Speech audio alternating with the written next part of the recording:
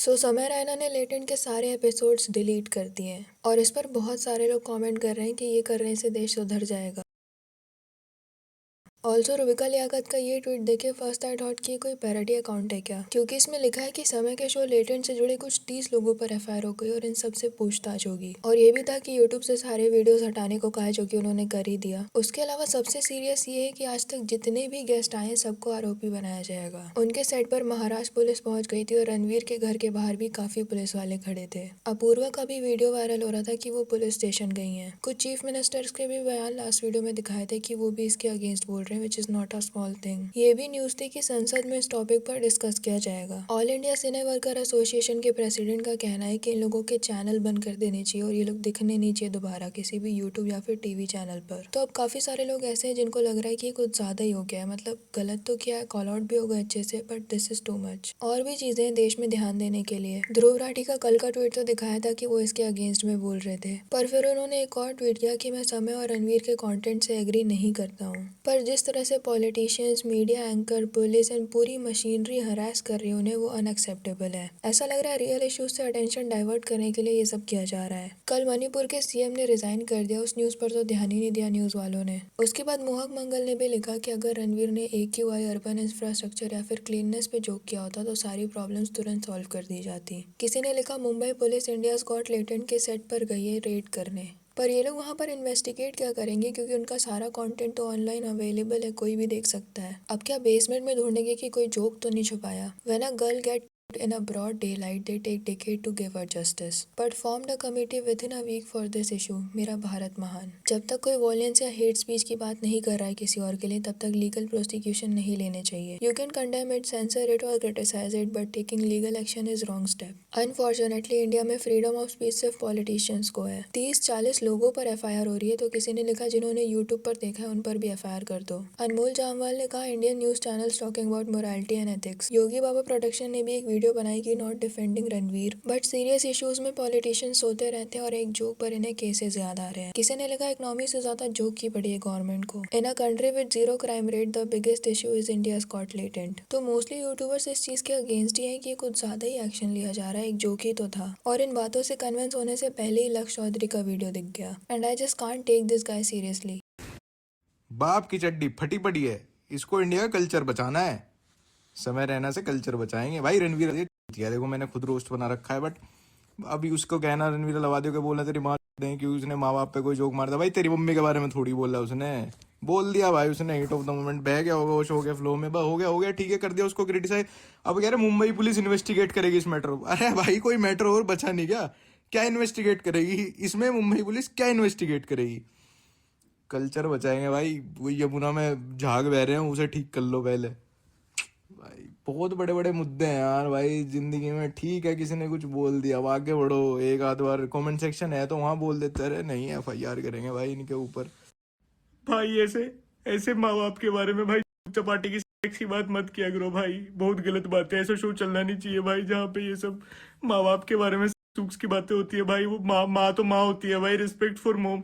क्यों भाई, तू भी तो मिल्फ मिल्फ वाले बहुत जोक मारता है भाई, है तुम्हें भी तो मिल्फ कैटेगरी पसंद है भाई। अपना स्टैंड क्लियर रखना भाई, आज क्यों ऑफेंड हो रहा है? पहले तो इसको क्यों लगता है कि सब इसकी तरह MILF वाले जोक मारते हैं। दूसरी चीज, he is the most hypocrite YouTuber we have. इनका एक ग्रुप है और वो कुछ भी करेगा तो ये कुछ नहीं बोलेंगे, चाहे वो एल्विश हो या रजत हो, या फिर वो जो फ्लाइंग बीस्ट वाली कंट्रोवर्सी हुई थी। वो तो चलो कोई ऐसा टॉपिक नहीं था कि सबको बोलना जरूरी है, बट बाकी व्लॉगर्स का जब कुछ भी कंट्रोवर्सी होती है तब तो ये जरूर बोलते हैं। और रजत ने एक 16 साल के लड़के को हरास किया था, हाई स्पीड में गाड़ी चलाई थी एंड वॉट नॉट, पर दोस्ती खराब नहीं करेंगे ये। एंड यहाँ पर भी एक बार भी इसने नहीं बोला कि हाँ भाई गलत तो है जोक्स, भले ही दूसरों को इससे छोटी छोटी चीज के लिए रोस्ट करते रहो।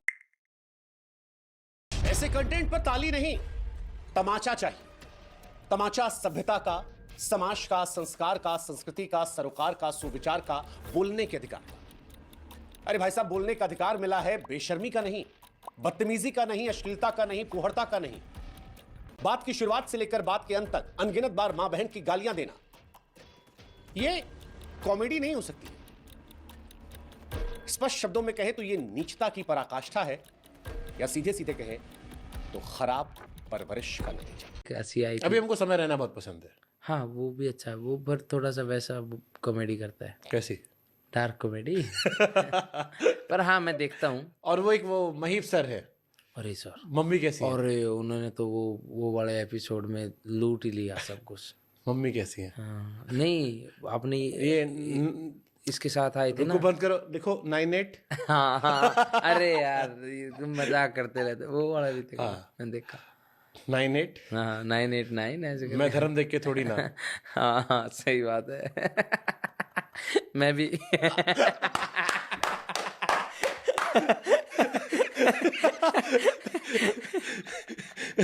और ये पॉडकास्ट थोड़ा डार्क होने वाला है। इसका टीजर बड़ा डार्क से कटेगा। जिसे आप महेश सर से आने वाले हैं हमारे यहाँ पे। मैं उनसे बताऊंगा, मैं पक्का आपको फोन करूंगा जिसे महेश सर आएंगे। खैर देखो, समवेयर आई एग्री कि ये थोड़ा ज़्यादा सीरियस होता जा रहा है, और अगर ये 30-40 लोगों से मतलब क्रू मेंबर्स से उनके ऊपर एफआईआर हो रही है, तब तो ये शायद बिल्कुल सही नहीं है, क्योंकि उनको कोई बैठ के शो का कॉन्सेप्ट थोड़ी समझाता होगा, बस बोला जाता होगा काम है आ जाओ। तो उन लोगों को इस समय फंसाना, टाइम वेस्ट करना गलत है, क्योंकि उन लोगों ने तो कुछ भी नहीं बोला ना, और कॉल आउट हो गया, इतना ज़्यादा मीडिया ट्रायल हो गया, और अभी भी ये सब लंबा चलेगा। सारा काम धाम छोड़ के मीडिया वाले इनके पीछे लगने वाले हैं, जैसे कि हमने अपूर्वा के वीडियो में देखा। तो अब इन सब के अलावा पूरी तरह से बॉयकॉट कर देना कि तुम अब काम ही नहीं कर सकते, बिल्कुल ये थोड़ा सा तो एक्सट्रीम है। समय तो चलो काफ़ी ज़्यादा एक्सट्रीम पे चला गया था, एक ना एक दिन रियलिटी चेक मिलना ज़रूरी था, पर बाकी लोगों का करियर ही बंद हो जाए 1-2 जोक्स की वजह से, इट्स अ बिग थिंग। क्योंकि देखो, नाम तो खराब हुआ है, अभी रणवीर की वो इमेज नहीं रही जो पहले थी, और ट्रोलिंग होती रहेगी जब तक लोगों को ये चीज़ याद रहेगी। शायद अब उतने फेमस लोग भी उनके शोज पर ना आए, और ये तो उन्हीं को सोचना चाहिए था कि कैसे लोग आते हैं मेरे पास, कितनी इंटेलेक्चुअल बातें होती हैं, तो इस तरह की बातें करने पर मेरे करियर पर भी असर पड़ सकता है। पर बिल्कुल ही करियर खत्म कर देना, बैन कर देना इज अ डिफरेंट थिंग। समय को भी आफ्टर दिस कॉमेडी करने से बिल्कुल बैन नहीं करना चाहिए, बस वो बिना बिलो द बेल्ट चाहे कॉमेडी करके दिखा दे, यही उसकी सबसे बड़ी पनिशमेंट है।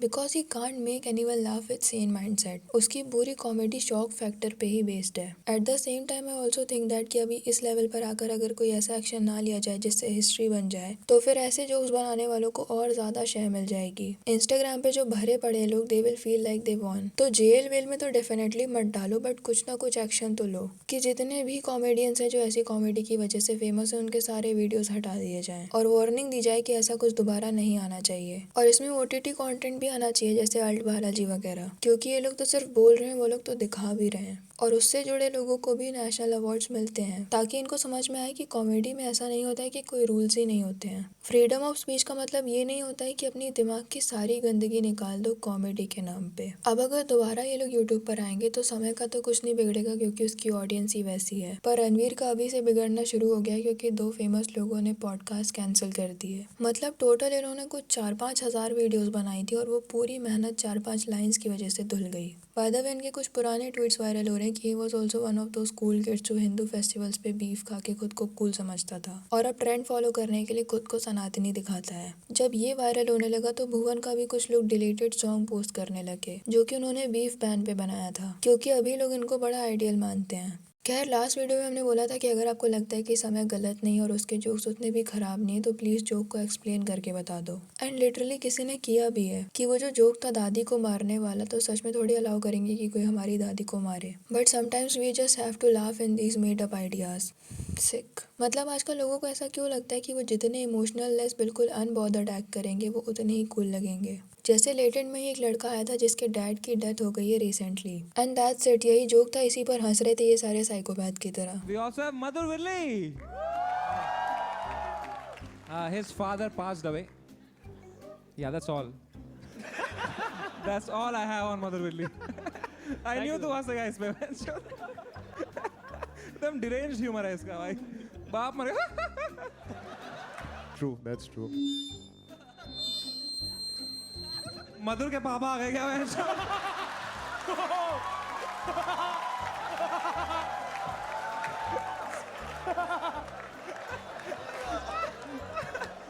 अभी चलेगा ना भाई डैड जोक्स? हाँ बिल्कुल चलेंगे भाई। मेरा पूरा सोलो इसी पे।